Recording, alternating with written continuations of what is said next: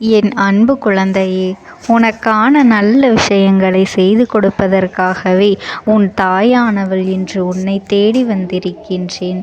என் தங்கமே, இன்று நான் உன் அம்மா மனமகிழ்ச்சியில் வந்திருக்கின்றேன். என் பிள்ளையே, எப்பொழுது இந்த அம்மாவினுடைய வாக்கினை நீ கேட்கின்றாயோ அப்பொழுதிலிருந்து எண்ணி 5வது நாள் உன் வாழ்க்கையை புரட்டி போடுகின்ற நிகழ்வு ஒன்றினை நான் நடத்தி கொடுக்க போகின்றேன். உன் வாழ்க்கையில் நடந்து கொண்டிருக்கின்ற ஒரு அதிமுக்கியமான பிரச்சனையை நான் முடித்து கொடுக்க வந்திருக்கின்றேன். என் பிள்ளையே, இந்த அம்மாவினுடைய வாக்கினை முழுமையாக கேட்டுவிட்டால் நிச்சயமாக என் பிள்ளை நீ மனமகிழ்ச்சி அடையத்தான் செய்வாய். உன்னுடைய மனதிற்குள் இருக்கின்ற ஒவ்வொரு எண்ணங்களும் இன்று இந்த அம்மாவினுடைய பார்வைக்கு தெரிய வந்து விட்டது. நான் உன்னுடைய பிரச்சனை என்னவென்று தெரிந்து கொண்டேன். என் பிள்ளை, நீ என்னை பார்க்கும் பொழுதே உன் மனதில் ஓடுகின்ற அத்தனை விஷயங்களும் எனக்கு தெரிய வந்துவிடும். அதை இப்பொழுது என் பிள்ளை நீ சரியாக செய்துவிட்டாய். ஆனால் இந்த அம்மாவினை கண்டு கண்கலங்கி நின்றாய் அல்லவா? அம்மா உன்னைத்தானே எல்லாமுமாக நீ நம்பி இருக்கின்றேன். அப்படி இருக்கும் பொழுது இன்று எனக்கு இந்த கஷ்டத்திலிருந்து நீ விடுதலை கொடுக்க மாட்டாயா என்று என் பிள்ளை நீ என்னை பார்த்து கேட்கின்ற விஷயத்திற்குத்தான் நான் முடிவினை கட்டப் போகின்றேன். இன்னமும் சுருக்கமாக உனக்கு சொல்ல வேண்டும் என்றால், உன்னுடைய பிடிவாதம் இந்த அம்மாவினிடத்தில் ஜெயித்து விட்டது என்பதுதான் உண்மை. என் குழந்தைக்கு எந்த ஒரு விஷயம் வேண்டும் என்று அடம் பிடித்து இத்தனை காலமும் நீ நின்று கொண்டிருந்தாயோ, அந்த ஒரு விஷயத்திலிருந்து உன் அம்மா நான் உனக்கு விடுதலையை கொடுக்க வேண்டும் என்று என் முன்னால் கதறி அழுதாயோ, அந்த விஷயத்தை இன்று உனக்கு நான் முடித்து வைக்கின்றேன். என் பிள்ளையே, சுற்றி இருக்கின்ற உறவுகளையெல்லாம் நம்புவதை விட்டுவிட்டு சற்று விலகி நிற்பதுதான் எல்லோருக்குமே நல்லது. ஏனென்றால் யாருடைய குணம் எப்பொழுது எப்படி மாறும் என்று யாராலும் கணித்துவிட முடியாது. ஒருவரிடத்தில் நல்லபடியாக பேசிக்கொண்டு வந்திருப்பாய். ஆனால் அவர்கள் மனதிற்குள் என்ன இருக்கின்றது என்று உன்னால் ஒரு பொழுதும் தெரிந்து கொள்ள முடியாது. அவர்களுக்குள் 1000 விஷயங்கள் ஓடும். உனக்கு செய்து தருவேன் என்று வாக்குறுதியை கொடுப்பார்கள். ஆனால் அதன் பிறகு பார்த்தாயானால் ஒரு நிமிடம் கூட யோசிக்காமல் சற்றென்று இவர்களுக்கு முடியாது என்று சொல்லிவிடுவார்கள். மனதிற்குள் அவர்கள் நினைப்பது, நீ சொல்வதை சொல்லிவிட்டு போ, நான் எதற்காக உனக்கு உதவி செய்ய வேண்டும் என்று எண்ணிக்கொண்டிருப்பார்கள். இது போன்ற போலிகள் அதிகமாக நிறைந்து இருக்கின்ற இந்த உலகத்தில் ஒரு விஷயத்திற்காக என் பிள்ளை நீ ஆசைப்படுகின்றாய் என்றால் அதை மிகவும் நான் கவனத்தோடு புரிந்து கொண்டு உன் வாழ்க்கைக்கு அது சரியா தவறா என்று, தேவைதானா தேவையில்லையா என்று, ஒரு வேலை கிடைத்தால் உன் வாழ்க்கை தெளிவாக இருக்குமா என்றால் நான் புரிந்து கொண்டுதான் உன் அம்மா நான் உன்னிடத்திலே சொல்ல முடியும் என்பதனை புரிந்து கொள்.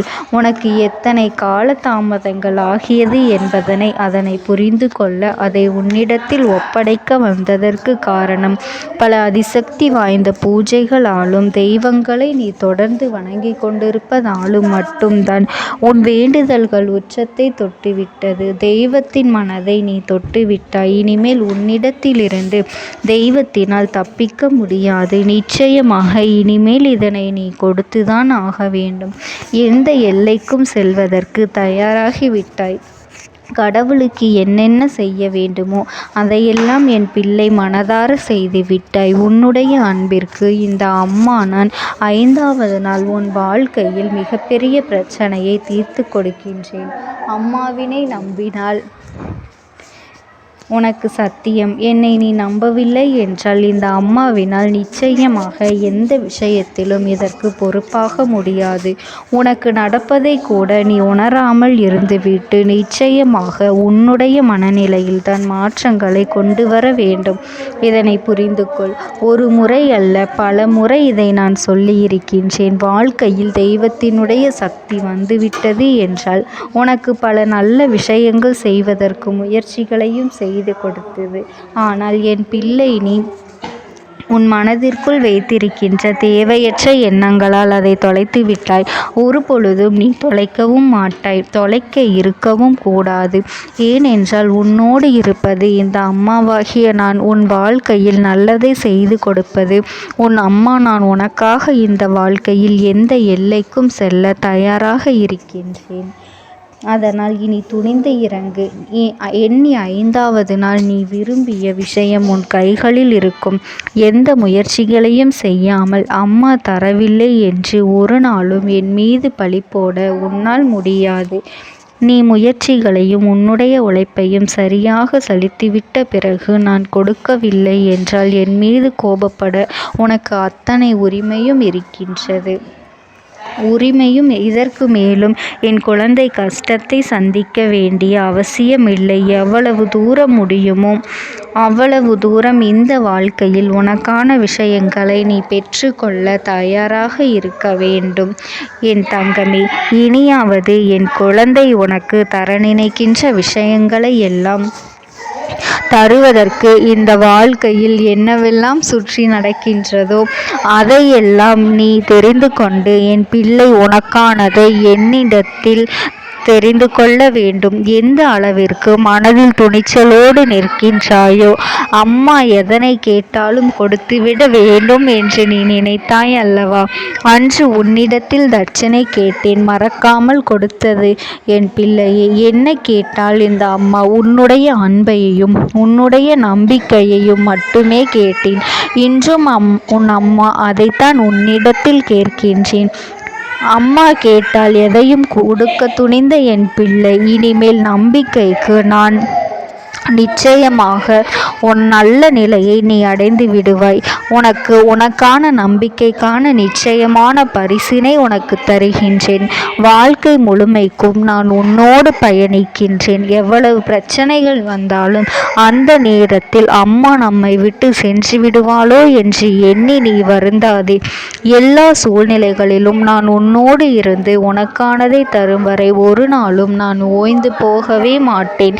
இந்த அம்மா யாரென்று புரிந்து என் பிள்ளைகள் ஒரு நாளும் யாருக்காகவும் எதற்காகவும் பயப்பட மாட்டார்கள். எந்த விஷயம் நம் வாழ்க்கையில் நடக்காமல் போய்விடுமோ என்று எண்ணி வேதனைப்பட மாட்டார்கள். எது வந்தாலும் சரி, இந்த வாழ்க்கையில் என்ன நடந்தாலும் சரி, எல்லாமும் தனக்கு நன்மையை கொடுக்கும் என்று உறுதியோடு அவர்கள் இறங்குவார்கள்.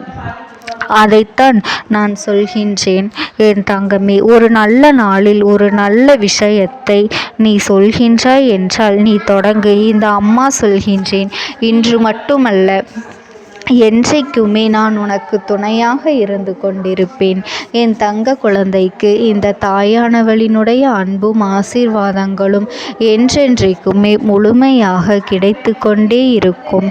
ஓம் சக்தி. ஓம் ஆதிபரா சக்தி.